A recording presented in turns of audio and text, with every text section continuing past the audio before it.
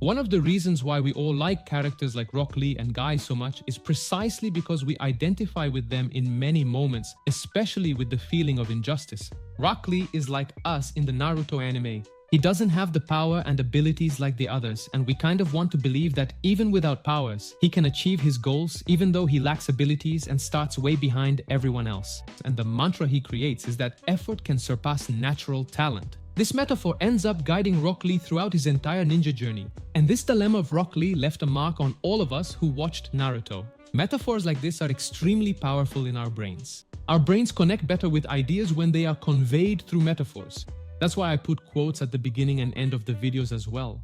Metaphors shape thought and affect behavior. They can influence the way people think about complex topics. That's why phrases like the one Rock Lee always says, that effort can surpass natural talent, can actually help many people, especially those who identify with Rock Lee's story. People who have been rejected in some way, because this character is someone who learned to deal with rejection. Rock Lee is one of the greatest examples among anime characters who learned to tolerate rejection. Since he was a child, he had to live with the fact that he couldn't use either genjutsu or ninjutsu, and on top of that, his taijutsu was quite limited. So because of this, he ended up being ridiculed and put down by his peers. He grew up hearing that he would never become a ninja, and even when he tried to fight back to say the opposite to his classmates, it only made them ridicule him even more.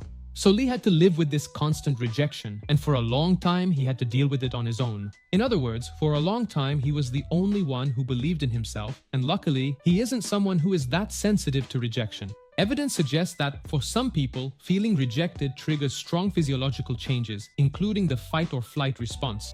Brain imaging studies have also indicated that when individuals sensitive to rejection see facial expressions of disapproval, they show increased activity in areas of the brain that influence blood pressure, decision-making, and emotions. But Rock Lee isn't that vulnerable to this. He basically found hope in the idea that his current efforts would yield results in the future. Lee used hope to cope with rejection. Studies indicate that hope can help us manage stress and anxiety, as well as deal with adversity. It contributes to our well-being and happiness and motivates positive actions. More hopeful people believe they can influence their goals and that their efforts can have a positive impact. They are also more likely to make healthy choices such as eating better, exercising, or doing other things that help them achieve their goals. This leads them to develop other positive emotions such as courage, confidence, and high self-efficacy. So all of this gave Lee a broader perspective and made him think beyond what he was experiencing at that moment. And this meant everything to Lee, because unlike Guy, Lee doesn't have good self-esteem, and you'll soon understand why. Personally, I like to define self-esteem as two crucial factors. Self-esteem is the evaluation a person makes of themselves, involving how much they value, respect, and believe in their own worth. Basically, there are two ways you can train your self-esteem. The first step is to accomplish things that are difficult and valuable, because everything you do that requires a certain level of difficulty also generates a perceived value in yourself. You raise your self-efficacy, and this in fact can increase your self-esteem. And then comes the second thing, which is more difficult. Being able to do something hard and valuable and manage to feel good about it without showing anyone. Because when I do something valuable and wait for others' approval, in other words, when I rush to show it to someone, I'm handing over my validation to someone else. You're waiting for the other person to validate it, not yourself. That's why a great example of self-esteem is Guy, especially after he became an adult. He doesn't care about the opinion of anyone who snubs him. He simply does what needs to be done and manages not to worry about how others see him. Rock Lee, on the other hand, couldn't do that. In fact, he wanted to become the greatest taijutsu specialist in the world precisely to show everyone.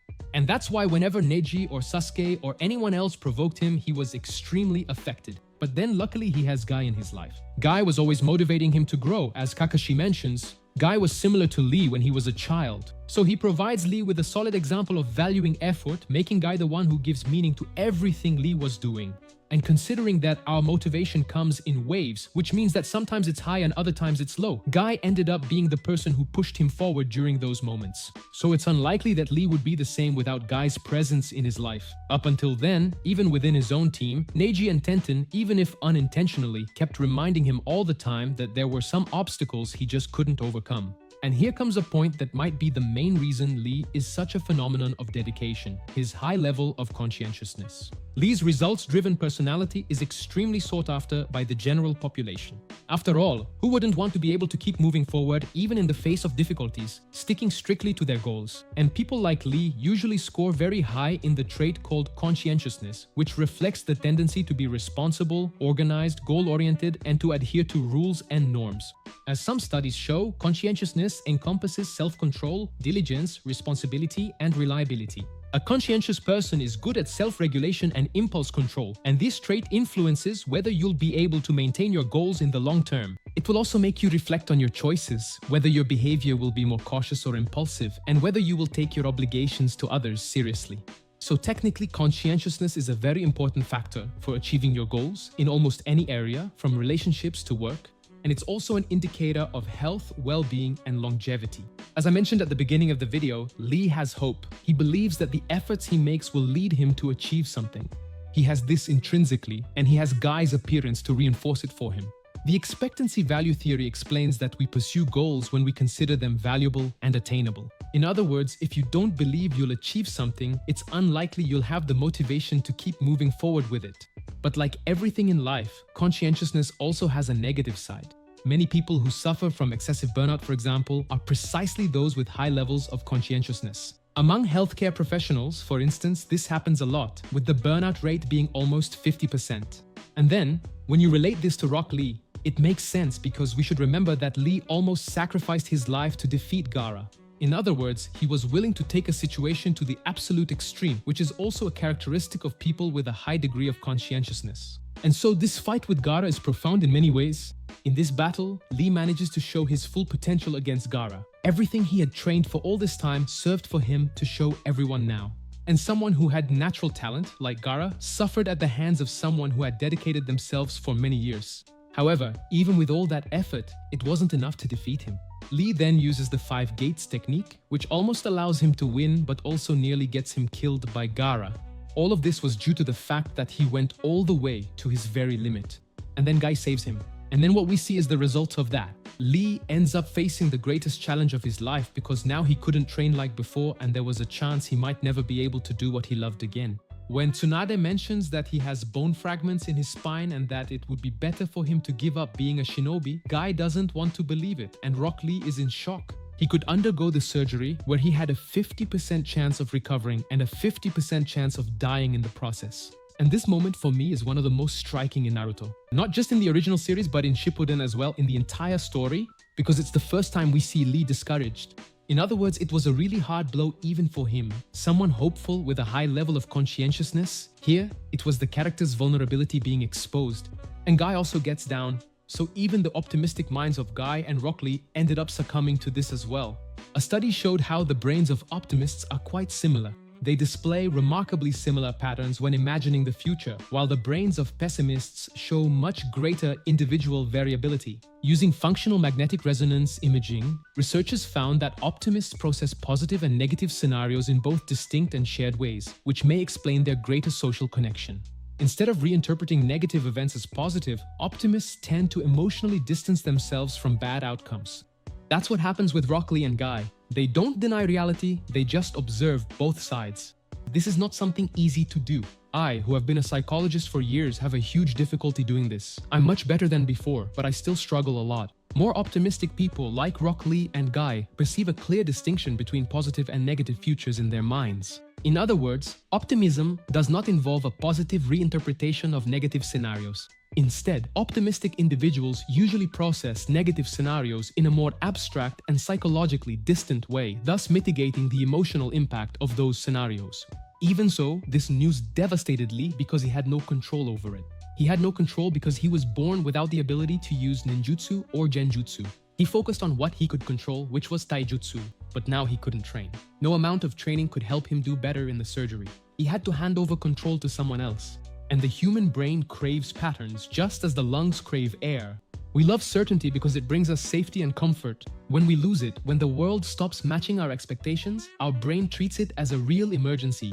Lee had no certainty at all, no control. That's why he asked Guy what to do, precisely so he can have some form of control in that situation. Guy then tells him to go through with the surgery, saying that his suffering would be greater if he gave up on being a ninja. Here, Guy shows the confidence that he would be with him regardless of the outcome. Post-surgery Lee is different, and you must have noticed that. Not just because it seems like he got nerfed, like he became weaker. Technically, it's not that he got weaker, it's that the others, or rather Masashi Kishimoto, ended up dedicating more effort to the others and less to him. But some things did change about him. It's interesting to note that after the surgery, what motivates him is no longer necessarily to show the world that he's the best, but rather to make the most of the new chance that life has given him. Here we see Lee developing a bit more self-esteem and internal motivation. He had a sense of accomplishment or personal satisfaction that was inherent regardless of how the world saw him. Before, what drove him the most was extrinsic motivation, which depends on external incentives. Intrinsic motivation, on the other hand, comes from within and taps into our innate need to feel good about who we are and what we are capable of achieving. In other words, the sense of purpose that Lee finds after the surgery could actually be even greater than the previous sense he had of proving himself to the world. For Lee, it was about fighting for a greater purpose and making the most of the new opportunity that life had given him. This was now Lee's greatest motivation, the one he had found. So technically we have a weaker character, but one with greater maturity. The message in Naruto about Rock Lee is about limits and maturity. The desire to prove himself to others was replaced by the desire to prove himself only to himself, just like it was with Guy. That's why, to me, Guy has always been the prime example of a character with the highest self-esteem in anime. And Lee finds that later on in the story. Later, as he grows older, he ends up becoming emotionally grounded as a mentor to the younger generation. Sometimes maturity comes when we learn our own limits. Rock Lee is that character who teaches us about maturity, but also about pain and rejection. The rejection he suffered so much, as painful as it is, also shows us that we can change our path and direction. Lee faced many rejections along the way. It was rejection that made Lee focus on taijutsu and hard work. It was rejection that made him see life in a different way, because rejection is not a verdict, but rather a sign.